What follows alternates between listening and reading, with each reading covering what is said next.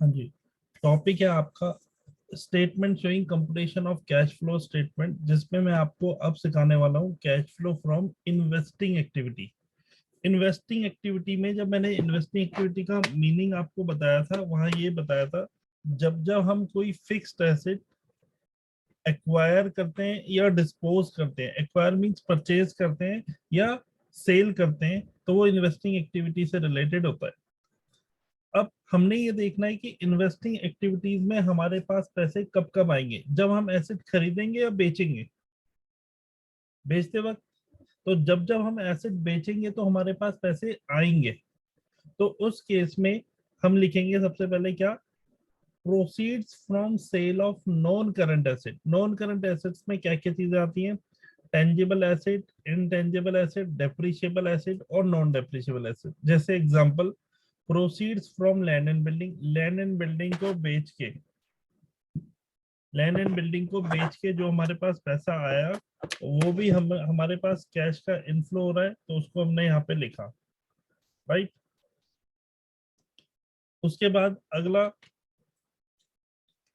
Proceeds from plant and machinery, proceeds from sale of investment. ये हमारे सारे के सारे कैसे एसेट हो गए, टेंजिबल, डेप्रिशिएबल, नॉन डेप्रिशिएबल। अब इनटेंजिबल एसेट लिख लेता हूँ, proceeds from sale of goodwill और पेटेंट।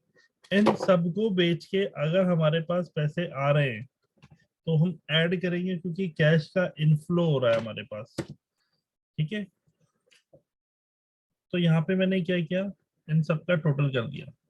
अब मैंने देखा हमने जहां जहां ये इन्वेस्टमेंट करी थी उधर से हमें इनकम भी आ रही है, और वो हमारी इनकम कैसी है, नॉन ऑपरेटिंग इनकम है। जैसे हमने कहीं रेंट पे कोई प्रॉपर्टी थी रेंट पे दी हो तो उस पे रेंट आ रहा है, किसी दूसरी कंपनी के शेयर्स में इन्वेस्टमेंट करा है तो उस पे डिविडेंड आ रहा है, किसी बैंक में एफडी करवा दी है तो उस पे इंटरेस्ट आ रहा है। तो जो जो हमारे रेंट रिसीव, डिविडेंड रिसीव और इंटरेस्ट रिसीव, ये हमारी नॉन ऑपरेटिंग इनकम हो गई, इसलिए हम इसको ऐड कर लेंगे यहाँ पे।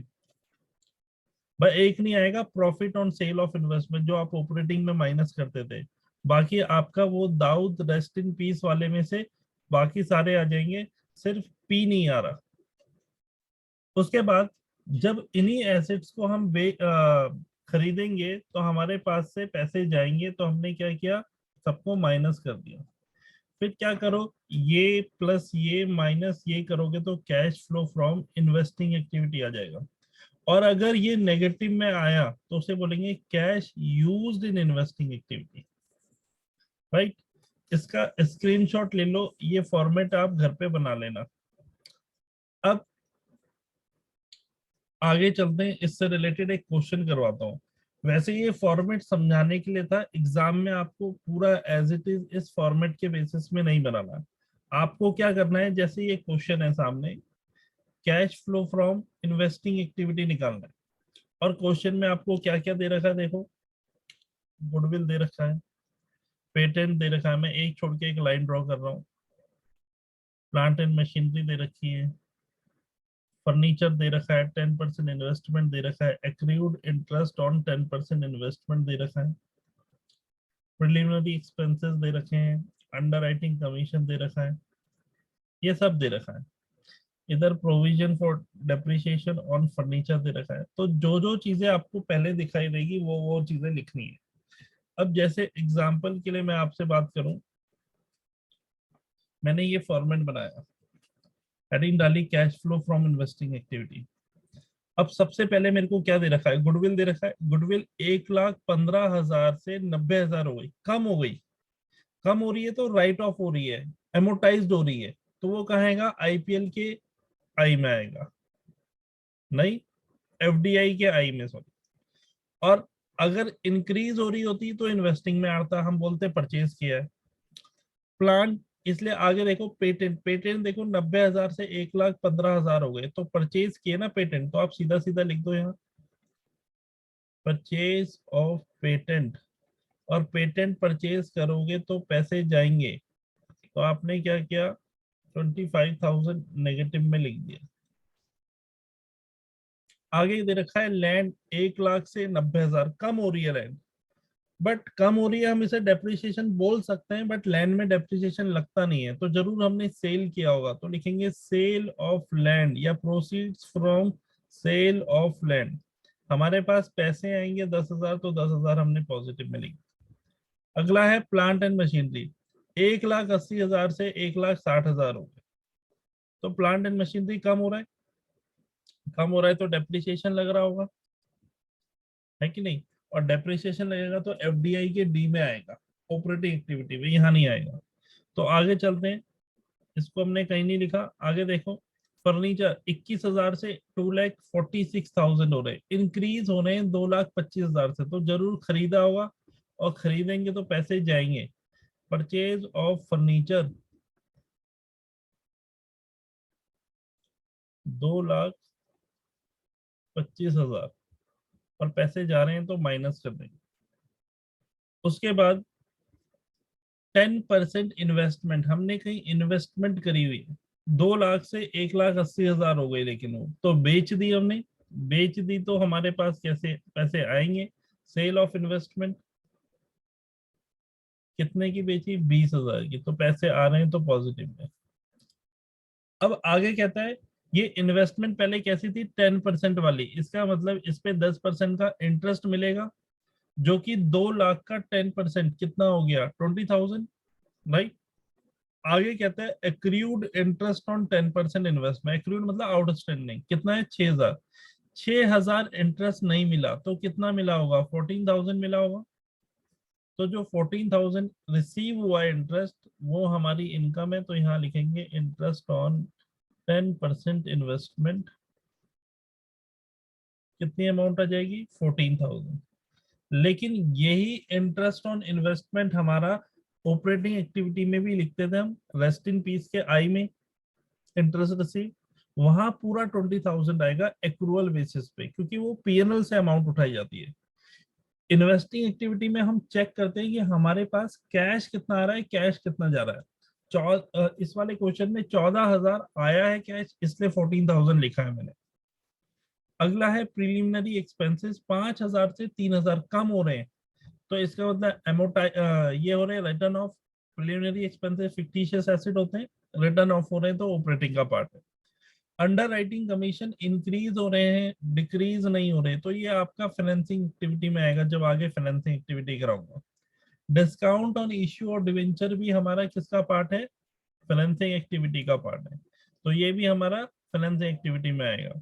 अब देखो यहाँ लाइबिलिटी साइड में दे रखा था डेप्रिसिएशन ऑन फर्नीचर 11,000 से 21,000, 10,000 का फर्नीचर पे भी डेप्रिसिएशन लगा, तो ये डेप्रिसिएशन भी कहाँ आएगा, एफडीआई के डी में। तो हमारा जो जो चीजें आएंगी वो सारी ये आएंगी, प्लस माइनस करने के बाद जो भी अमाउंट आएगी, पॉजिटिव में आएगी तो यहाँ लिख देना, नेगेटिव में आएगी तो भी यहाँ लिख देना। यही हमारा cash flow from investing activity है। ज्यादातर ये नेगेटिव में आएगा, तो cash used in investing activity होगा। बस इतना ही आपने यहाँ पे करना है। यही आपका बेटा इन्वेस्टिंग एक्टिविटी है, जिसको विदाउट एडजस्टमेंट, जिसको हम धीरे धीरे आगे और सीखेंगे। अब अगला टॉपिक करेंगे इसके बाद, that is cash flow from financing activity. देखो इसका जो फॉर्मेट है वो इस तरीके का है, इसमें भी हम चीजें देखेंगे कि हमारे पास कैश कहाँ कहाँ से आ रहा है और कैश कहाँ कहाँ जा रहा है। लेकिन इसको समझने से पहले आपको पता होना चाहिए फाइनेंसिंग एक्टिविटी क्या होती है। फाइनेंसिंग एक्टिविटी का मतलब बिजनेस में पैसे कहाँ कहाँ से लाए जाते हैं। अब या तो शॉर्ट टर्म लोन लेके लाए जाएंगे, या लॉन्ग टर्म लोन लिया जाएगा, या मार्केट में शेयर्स इशू किए जाएंगे। इन इन जगह से हमारे पास पैसे आते हैं। अब जहां से भी पैसे आएंगे फ्री में तो कोई देगा नहीं, ऑब्वियस सी बात है, they will charge some interest. तो डिविडेंड हम देते हैं शेयर्स पे, और डिवेंचर्स और लोन में हम क्या देंगे, इंटरेस्ट पे करेंगे। तो देखो हमारे पास जब जब इनसे उधार लेंगे तो पैसे आएंगे, जब जब इनको लौटाएंगे, रिटर्न करेंगे, रीपेमेंट करेंगे, तो पैसे जाएंगे। अब cash flow from financing activity में सबसे पहले लिखेंगे proceeds from issue of share capital और बोरिंग। लेकिन ध्यान रखना, आप इस चीज को समझो कि अगर सपोज 100 रुपए का शेयर है, और आप उसे 10 रुपए प्रीमियम पे इशू करोगे, तो कितने पैसे आप रिसीव करोगे, सर 110 बिल्कुल सही। और अगर 100 रुपए का शेयर है, 20% डिस्काउंट में इशू किया तो पैसे कितने आएंगे हमारे पास? 80 रुपए। हाँ जी सर बिल्कुल। इसका मतलब प्रीमियम की अमाउंट इंक्लूड करते हैं और डिस्काउंट की अमाउंट एक्सक्लूड करते हैं। क्लियर? प्रीमियम को इंक्लूड करेंगे अगर प्रीमियम पे इशू किया है, और डिस्काउंट में इशू किया है तो डिस्काउंट माइनस करके लिखेंगे, क्योंकि वही अमाउंट हमें मिला होगा, क्योंकि हम देखना चाहते हैं कि हमारे पास एक्चुअल में कैश कितना आ रहा है। अच्छा, कभी कभार क्या होता है कि हम शेयर्स को जब भी इशू करते हैं या डिबेंचर को जब भी इशू करते हैं, किसी एक पर्सन के थ्रू इशू करते हैं और वो पर्सन हमसे कमीशन लेता है। सपोज 100 रुपए का डिबेंचर है तो उसने हमसे कमीशन ले ली 5 रुपए की, तो हमारे पास पैसे आए 95। तो ये जो 5 रुपीज की कमीशन है ये अंडर राइटिंग कमीशन है। इसका मतलब डिस्काउंट को भी माइनस करते हैं, अंडर राइटिंग कमीशन को भी माइनस करते हैं, सिर्फ प्रीमियम को ऐड कर दें। सर क्या किसी शेयर या डिबेंचर में डिस्काउंट और प्रीमियम दोनों होगा? नहीं, डिस्काउंट या तो डिस्काउंट में इशू किया होगा या प्रीमियम पे। बट ऐसा हो सकता है कि 1000 शेयर है, 10 रुपए का शेयर था, तो कितने मिलने चाहिए? 10,000। लेकिन हमने उस पे 1 रुपए का डिस्काउंट दे दिया, तो कितना हो गया? 1,000। तो ये 90,000 आ गया। ऐसा हो सकता है 10,000, 1,000 शेयर थे, 10 रुपए का शेयर था, हमने उसे 12 में इशू किया, तो 12 से मल्टीप्लाई करके 12,000 आए। लेकिन हमने इस पे कमीशन भी दी, कितने की? 500 रुपए की, तो कमीशन माइनस हो गई। तो कहने का मतलब ये है, प्रीमियम ऐड होगा और कमीशन माइनस होगी, अगर क्वेश्चन ने बोल रखा है। तो देखो मैंने यहाँ पे क्या लिखा हुआ है, including premium but excluding discount and वो एक्सपेंसेस जो कि रिलेट करते हैं इशू से, जैसे अंडर राइटिंग कमीशन, इनको एक्सक्लूड करना है, माइनस करना है। क्लियर? आपने एग्जाम में ये ब्रैकेट की चीजें नहीं लिखनी, सीधा सीधा डायरेक्ट चीजें लिखनी है। अभी तो मैं फॉर्मेट समझा रहा हूँ, तो देखो ध्यान से क्या क्या क्या मैं बता रहा हूँ कि हमारे पास पैसे कहाँ कहाँ से आएंगे। तो मैंने proceeds from issue of equity share किया तो पैसे आए, प्रेफरेंस शेयर से भी पैसे आए, लॉन्ग टर्म और शॉर्ट टर्म बोरोइंग से भी पैसे आए, और फिर क्या किया मैंने, इन तीनों को ऐड करके बाहर लिख दिया। अब इनकी पेमेंट करूंगा तो पैसे जाएंगे, redemption of preference share, redemption of long term borrowing, buy back of equity share, तो पैसे गए।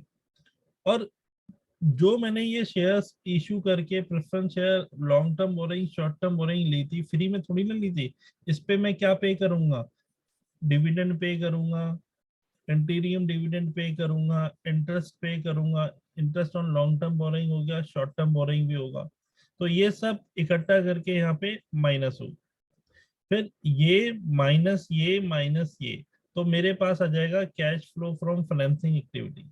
और अगर ये नेगेटिव में आया तो मेरा ये आ जाएगा cash used in financing activity. Simple है ये। इसका एक स्क्रीनशॉट ले लो, और अभी पहले मैं एक क्वेश्चन करा रहा हूँ, फिर उसके बाद इसको नोट डाउन कर लेना, या तो वीडियो को पॉज करके आप नोट डाउन कर सकते हो। चलो, क्वेश्चन नंबर 8। देखो क्या कहता है क्वेश्चन। जब भी फाइनेंसिंग एक्टिविटी हम देखेंगे तो लायबिलिटी साइड में देखना है हमने ज्यादा। इक्विटी शेयर कैपिटल 3 लाख थे, ये प्रीवियस ईयर है, ये करंट ईयर है। 3 लाख थे जो कि 4 लाख हो गए, तो 1 लाख से इंक्रीज हो गया ना, तो पैसे आ रहे हैं। अच्छा, 10% preference share capital, 10% preference share capital, तो ये 1,50,000 से 1 लाख हो गए, कम हो रहे हैं, तो मतलब पैसे जा रहे हैं। और ये 10% वाले हैं ना, तो इस पे 10% का, ओपनिंग वाले पे 1,50,000 का 10% कितना होता है? 15,000 का। 15,000 का डिविडेंड भी देंगे। आगे कहता है सिक्योरिटी प्रीमियम 5,000 से 15,000, वो इंक्रीज हो रहा है, इंक्रीज हो रहा है, तो हमने जरूर ऊपर जो शेयर इशू किए थे वो प्रीमियम पे इशू किए, कितने? 10,000 प्रीमियम पे। तो 3 लाख से 4 लाख हो गया, इसका मतलब 1 लाख शेयर इशू किए, 1 लाख रुपए के, जो कि 10,000 रुपए प्रीमियम पे इशू किए।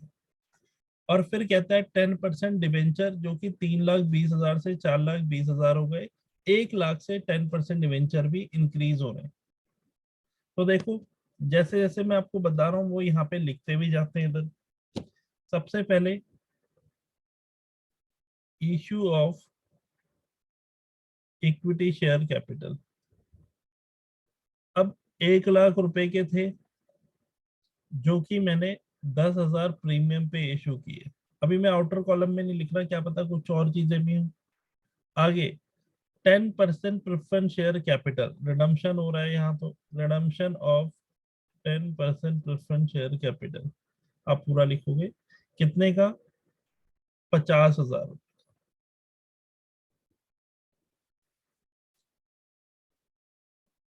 50,000 चले गए। उसके बाद डिविडेंड ऑन प्रेफरेंस शेयर कितना था, 1,50,000 का 10%, 15,000। ये भी पैसे जा रहे हैं तो माइनस। क्वेश्चन ने कहा फिर 10% डिवेंचर 3,20,000 से 4,00,000, तो इशू ऑफ 10% डिवेंचर कितने के, 1,00,000 के। ठीक है, अभी ब्रैकेट में लिखा, आगे और कुछ चीजें भी हो सकती हैं। प्रपोज डिविडेंड, अच्छा ये कह दिया इक्विटी और प्रेफरेंस शेयर पे, तो फिर हम ये डिविडेंड नहीं देंगे यहाँ पे अलग से, क्योंकि प्रपोज डिविडेंड बता दिया ना इक्विटी और प्रेफरेंस शेयर दोनों में। तो प्रपोज डिविडेंड जो प्रीवियस ईयर का है वो देखेंगे कितना है। Propose dividend sir previous year का है 42,000, लेकिन आगे कहता है अनक्लेम डिविडेंड है 4,000। तो इसका मतलब 42,000 में से 4,000 तो भी पे नहीं किया, तो 38,000 पे किया है, तो हमारे पास से कैश कितना गया है, 38,000 का। राइट। उसके बाद अनपेड इंटरेस्ट ऑन 10% डिवेंचर। अच्छा, ऊपर 10% डिवेंचर था जिसपे इंटरेस्ट पे करना है, तो इंटरेस्ट ऑन 10% डिवेंचर, भाई 3,20,000 का 10% होता है 32,000, जिसमें से कितना पे नहीं किया, 2,000 पे नहीं किया। तो कैश कितना गया हमारे पास से, 30,000 का कैश चलेगा। अब आगे कहता है अंडर राइटिंग कमीशन, देखो दे रखा है ना, 3,000 से 8,000 इंक्रीज हो रहा है। डिक्रीज हो रहा होता तो राइट ऑफ हो रहा होता, fictitious asset right of operating activity में जाता, लेकिन ये इंक्रीज हो रहा है। तो जरूर हमने इशू जब शेयर्स किए होंगे तब हमने 5,000 का क्या दिया होगा, कमीशन। तो 1,00,000 प्लस 10,000 माइनस 5,000, तो ये कितना आ गया, 1,05,000। और डिबेंचर जो इशू किए हैं वो कैसे करे हैं, 10,000 के डिस्काउंट पे, तो हमारे पास जो पैसे आए वो कितने आए, 90,000। तो बस ये सारी चीज करने के बाद आपकी जो अमाउंट निकलेगी वही होगा cash flow from financing activity अगर पॉजिटिव में, और cash used in financing activity होगी अगर नेगेटिव में। यही बेटा आपका इन्वेस्टिंग और फाइनेंसिंग एक्टिविटीज है। बस कैश फ्लो फ्रॉम इन्वेस्टिंग और फाइनेंसिंग, इसमें बस थोड़ी बहुत एडजस्टमेंट आएंगी, वो एडजस्टमेंट आपने धीरे धीरे सीखनी है, अदरवाइज इतना ही है। कर लो अब इसे।